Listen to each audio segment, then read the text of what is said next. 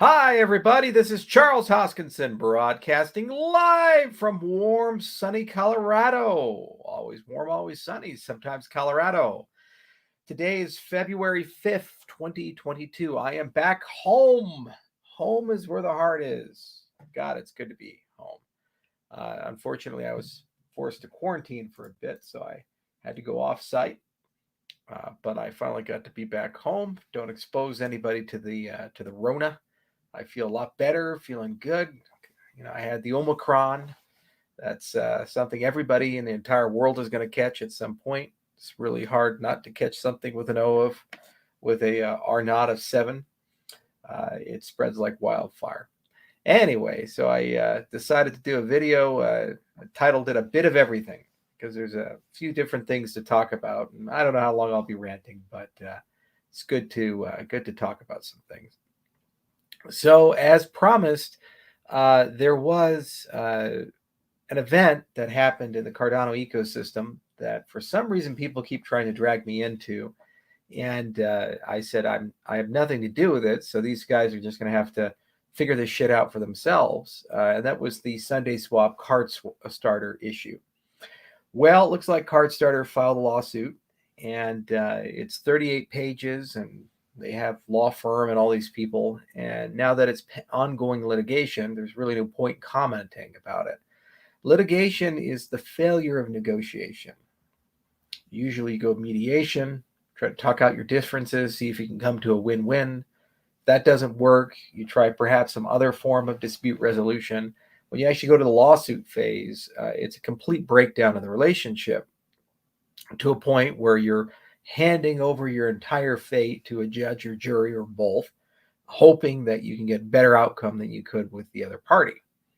And I guess they're asking now for even more than what they were promised, 250 million or something like that.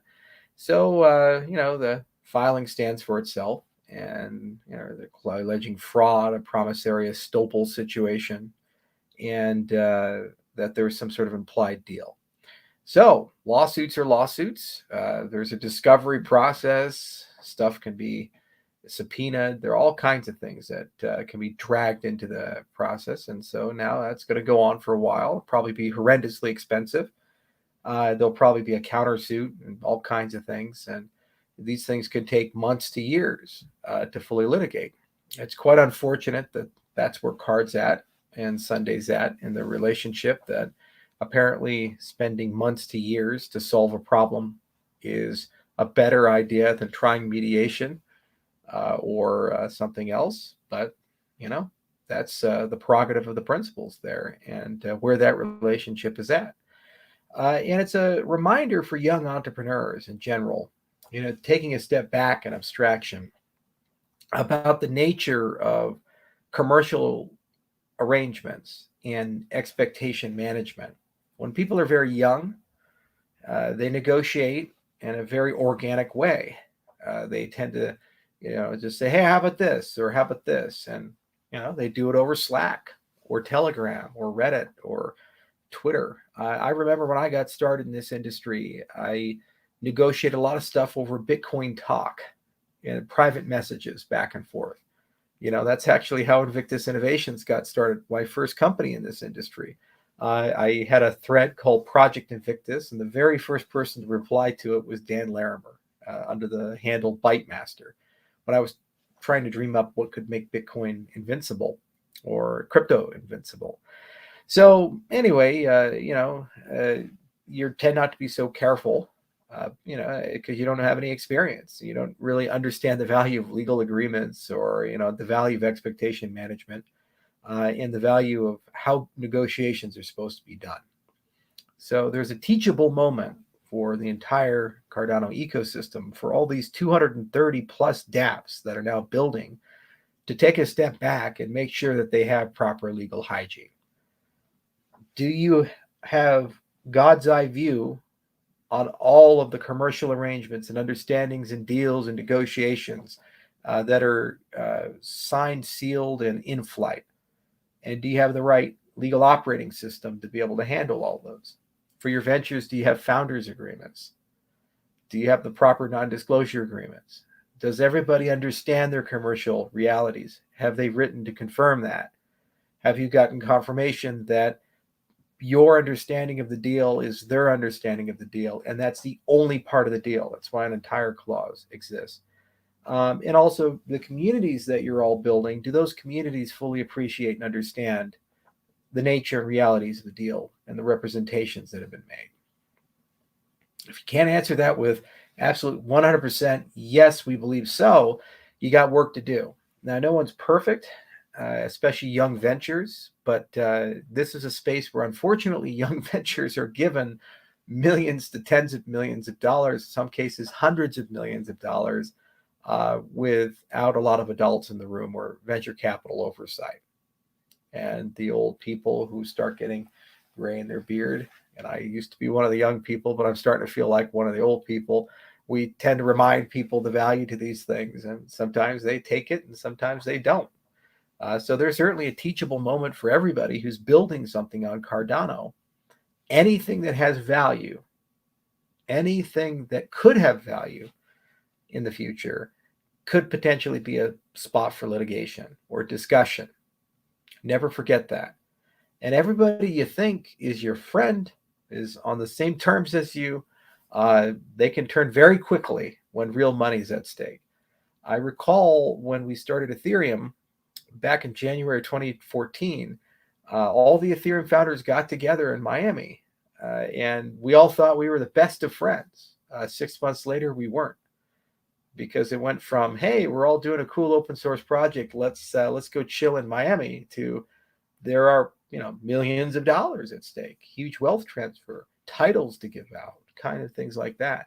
So oral agreements and understandings and these things, they all evaporated, and they went in different directions. And there's plenty of books written about that history, and it was pretty messy. And there probably should have been litigation, but it's water under the bridge. We all did pretty well, but it could have just as well gone the other direction, especially if Ethereum didn't deliver. People forget that there was a time when Ethereum only had $500,000 left in the bank, and they were precariously close to not being able to deliver the product up to the expectations of other people. Remember that. So anyway, that's that. No more to comment on my side, because litigation's ongoing, and we're not a party to it. We have no involvement in it, but it's senseless to opine and comment and think about these things, because stuff will come out, and I'm as much of a spectator as you guys are, and we'll see what the truth of the matter is through the discovery process and through the litigation process. Lots of things will be brought to the court, and we'll see what these guys do. All right, so that tables that. Don't add me to tweets anymore. Don't ask me to comment on anymore. At this point as much as I do. There's nothing more to say. Let's talk about Joe Rogan. Many of you know that I'm a big fan of the Joe Rogan podcast because of what it is. There are so few media that we have that somebody makes it a point to bring somebody on and just let them discuss whatever the hell they happen to be an expert in.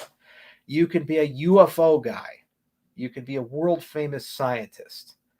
You can be a domain expert in some really cool new thing like anti-aging. Or you can be a deeply controversial person like an Alex Jones type person, or Alex Jones himself. What was really amazing about the Rogan podcast is that Rogan made a policy just to let them talk and share who they are with the world.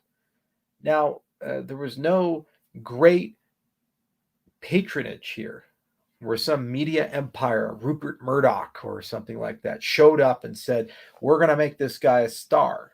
It was just people talking. In an age where institutions lack legitimacy and people are in desperate need for truth and for candor, this was a refreshing format that led to the rise of the Lex Friedman podcast. It led to the rise of the intellectual dark web, all of these things. Joe made a decision to get in front of this bullet train of COVID that's been going on. The age of COVID is not an age of truth. We all know that. It's not an age of science. It's not an age of reason. It's an age where you're told to accept things that are just not materially true. And we all know it. But we're not really allowed to have a conversation about it because it can promote vaccine hesitancy or whatever the hell people want to throw at you. The reality is that private companies are making tens of billions of dollars off of the misery and suffering of the lockdowns that are occurring. Johns Hopkins recently released a report saying that the reduction in mortality from all this lockdown culture is about 0.2%. We're not allowed to really think about that or talk about that. A public health campaign to reduce obesity probably would be more effective than what the lockdowns have done for the reduction of mortality. And we've witnessed over the last 24 months the largest wealth transfer in the history of the world between the poor to the rich. That's a fact. Mandates, especially for vaccines, mean that private companies who have no risk and didn't have to pay to build the products that they build are guaranteed to make tens of billions of dollars.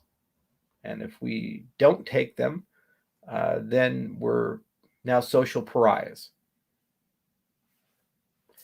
So we're not allowed apparently to have a dialogue about that. And if anybody tries to have a dialogue about that, they're punished. The statements that Rogan made didn't make them yesterday. They occurred over a 2-decade period. 100 million people in the audience. No one seemed to have any issue. No one did any collages or things until after started commenting on things that make very powerful people tens of billions of dollars. And now there's a big surge of censorship and deplatforming.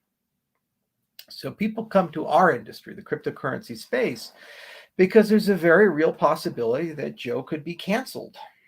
And there's a very real possibility that somebody with 11 million followers who listen to him on a regular basis could suddenly wake up without a job. And they say, well, you guys are the censorship resistant industry.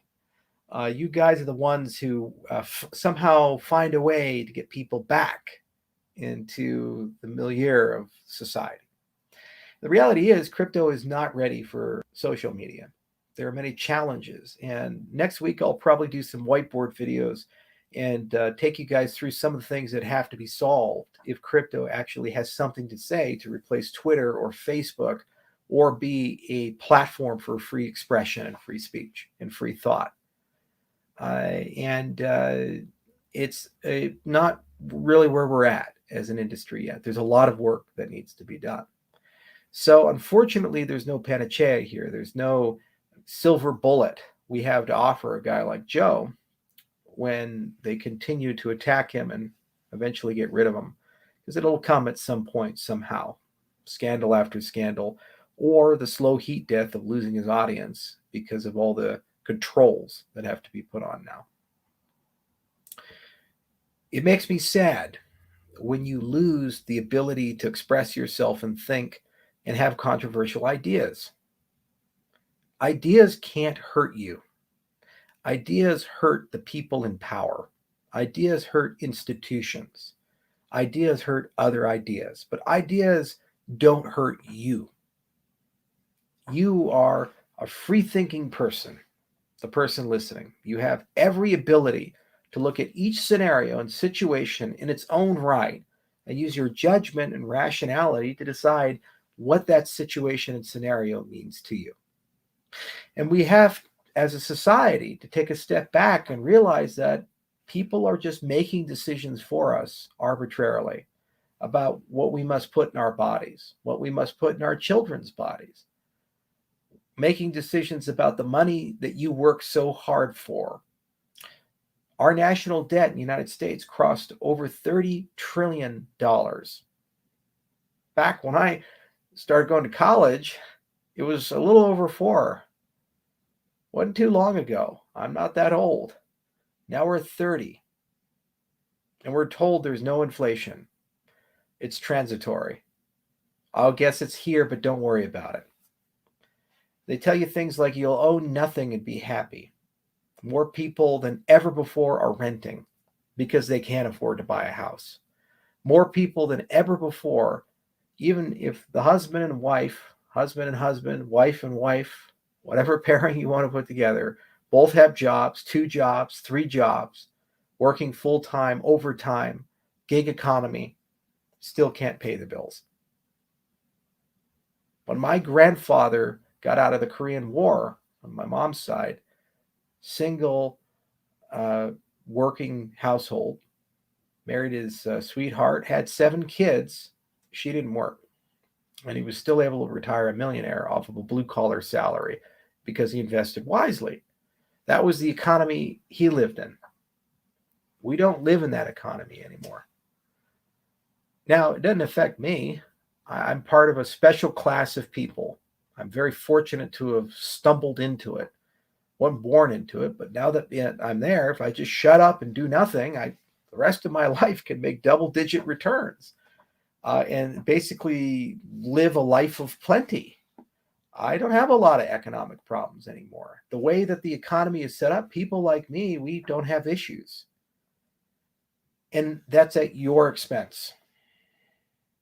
Because all those investments I'm allowed to invest in, those giant real estate funds that are buying up all the apartment buildings and buying up all the houses and other things that they rent to you, they benefit me. They don't benefit you guys. There is nothing more immoral and disgusting than the progression of this economy and the way the wealth transfer has happened over the last 24 months. The only way we get out of this is to discuss it. But now our ability to think and discuss, to be rational human beings, express ideas, is being taken from us systematically, piece by piece. Think about it.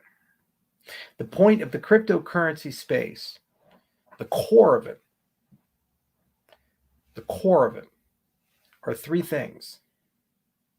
One is this idea of decentralization. Do you really know what that means? We don't have it. Moxie's article is a great one, the one I read off my last video to you guys, because Moxie's article at its core was saying you're sold a false bill of goods because some people want money. But the heart of the industry, decentralization, has yet to be fully achieved. A lot of people are working towards it and working for it, and there's a lot of great ideas about it. We're starting to figure out how to measure it, but at the end of the day, it's an elusive thing. There's a lot more to do to get to true decentralization. Second is this concept of inclusive accountability. Something so simple. And you live in a controlled society when people take it from you. Inclusive accountability is just your ability to verify things yourself that people tell you.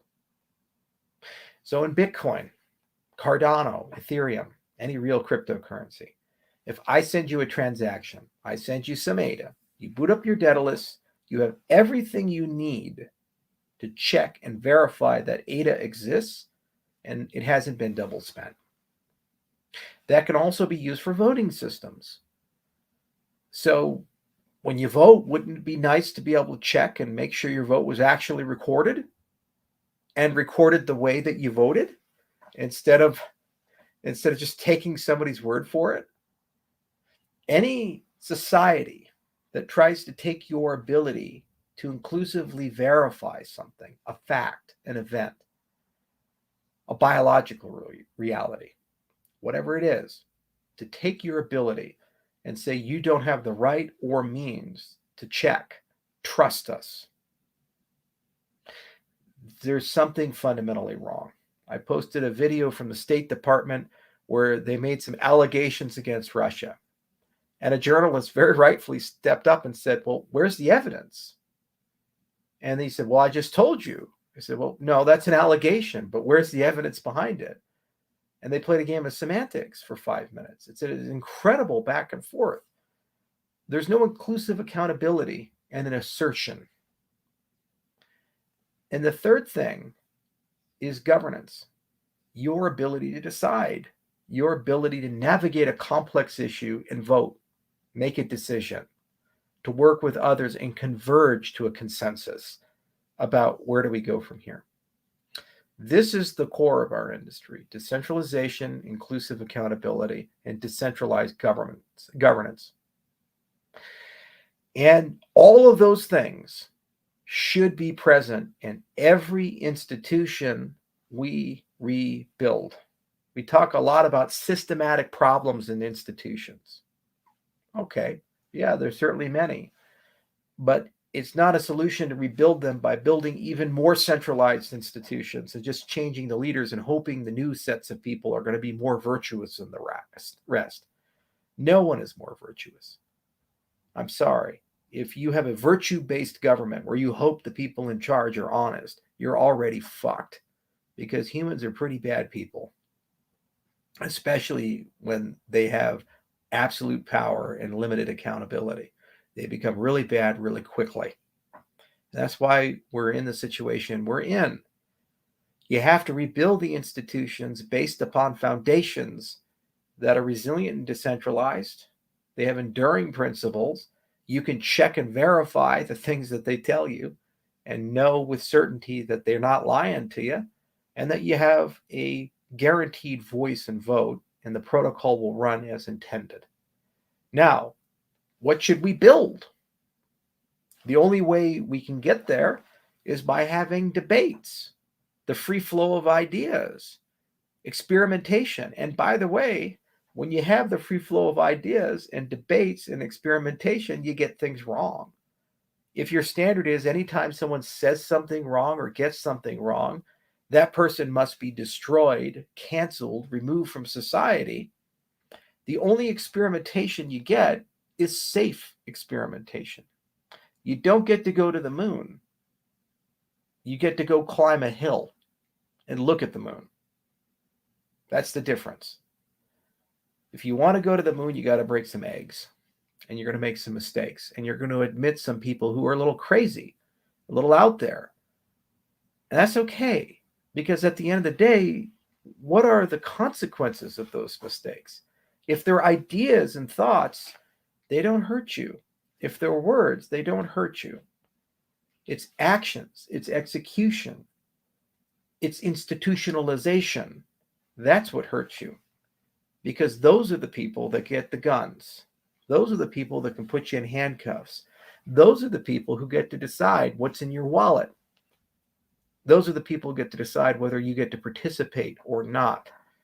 Those are the people who get to decide your value as a human being. That's the difference. And I'm getting real tired of living in a society where I'm told to live and accept contradictions and lies, and told to live and accept that this is as good as it gets, and it's only going to get worse from here. I've been to over 70 countries. I've shook hands with dictators. I've shook hands with democratically elected presidents, religious leaders, other billionaires, very powerful people. I've also seen the poorest people, the weakest people. I've seen people who have nothing, who literally live in mud huts. I've seen the entire gamut and spectrum. The one common thread amongst all of them is they're human beings, and they have equal dignity and equal value. That's the common thread amongst all of them. And they deserve to all live in a world where they don't get lied to. They deserve to all live in a world that gets better over time, not worse. And they deserve to all live in a world where their dignity as people, as humans, is respected. I don't think that's asking too much, because we want that for ourselves. And if we demand it for us, we must be prepared to give it to them. And if our systems don't do that, we all must work together to change our systems to something else. It's just that simple. And that's my life's mission in a nutshell. That's why we build the products we build. That's why we think the way we think. That's why we do peer-reviewed research, because it's inclusive. It's slow and methodical, but at the same time, it leaves no one behind. It's why we focus on decentralization and inclusive accountability and governance, because in solving those things, we don't leave anybody behind. And every step of the way, you can check the work. Every step of the way, the work is permanent and doesn't regress and doesn't require an actor to keep pushing the boulder up the hill and getting it done. There's always a supply of people to continue the progress. That's the world I'd like to live in. And it hurts me deeply when I see that the institutions we need to carry on this movement are being attacked systematically.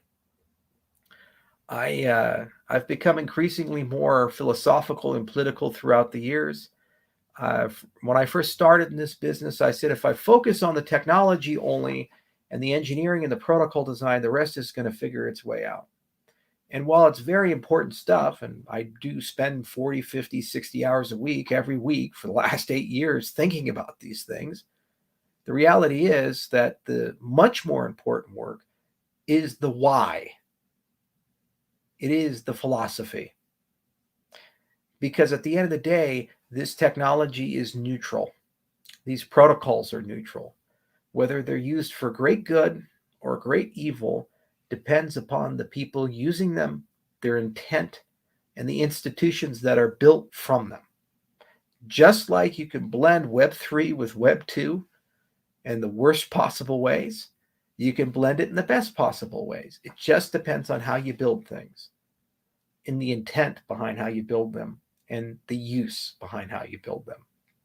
And we are at a precipice as a society. And we have to decide where we want to go. I understand many of you listening have a lot of anger. There are facts and circumstances in your lives and your backgrounds that probably justify thinking that everything in the world is deeply unfair. And you're being lectured to by a person who has so much. And it's not solace to say, well, suck it up, we'll figure it out. I can't offer you flowery, pretty words, and I can't offer you quick solutions to the problems in your life and the problems of society around you. All I can do is say that we have to be real with each other and have a common understanding of how we got here. Many people will sell you a sack of shit. They'll tell you if you just vote for me or if you just believe in this philosophy, you just say these words or you're part of this group or you consent to Y, then suddenly it'll all just get better and everything's going to be beautiful. No, unfortunately, we are in a position where we're going to have to rebuild everything. A new world. And all I can offer you is a shovel and tell you that you're going to have to build it with us. And you can make the decision whether to do that or not. You can make the decision whether to pursue it or not. Or you can cynically believe you don't have a voice and you have no say and consent to giving away what little power you actually do have to somebody else who will gladly take it from you and use it to make your life even worse than it is, because you'll also lose your freedom. Anybody who's on the side of robbing you of your ability to verify reality, limiting your ability to think, limiting your ability to have conversations with people or listen to other people for fear that their ideas are so damaging that the mere hearing of them is destructive to society. Anyone who's on that side is the enemy. Because what they stand for is deciding that some small group of people you've never met, you will never meet, most likely, who are not elected and stay in power for life, basically get to decide that for your life. And at any time, they can decide it any way, fair or otherwise. That's not a free society. It's not a society built on liberty. It's a society built on the arc of human history, which for the most of human history has been totalitarian and filled with kings and dictators, popes with absolute power who speak only accountable to God. We've grown beyond that. We don't have to live that way. You don't have to live that way. And if we want a better world, let's be in charge of our own money. If we want a better world, let's be in charge of our own democracy. If we want a better world, let's make sure that we can think and speak. Simple stuff. And that's how I'm going to spend my world and my time until either we win or I too will be on the receiving end of all of this, and you won't hear from me anymore because I'll just be taken down from all these platforms and there'll be none to replace them. I guess I'll just go and live on my ranch with my bison. Try to get out of history's way. Choices is yours as much as it is mine. I've already made it. And I'm here and going to keep being here and keep fighting. I've always been an optimist. I don't think cynicism will get you anywhere. And honestly, I think we're winning. Because at the end of the day, we have truth and justice and just the moral argument on our side. Who can argue against freedom? Who can argue against dignity? Who can argue against equality? Who can argue against humans treating each other with respect? Who wants to argue for fear and censorship and control and domination and all these things? Who wants to fight for those things? Only the people who benefit from them. And that's becoming fewer and fewer and fewer. So more and more are getting very tired with the status quo. So that's the real truth and the meaning of what's happening right now with Spotify and Joe, and what's happening right now and this whole miasma of misinformation and other things that are spreading. That's the reality of it. You can choose to accept it or not. It's up to you. Always has been, even though you're told it's not. And that's the reality of our industry as a whole. The philosophical heart of it, why we do what we do and who we are. And hopefully it'll sort its way out. So anyway, thanks for listening, everybody. Hope this was helpful. Good to be home. See you soon. Cheers.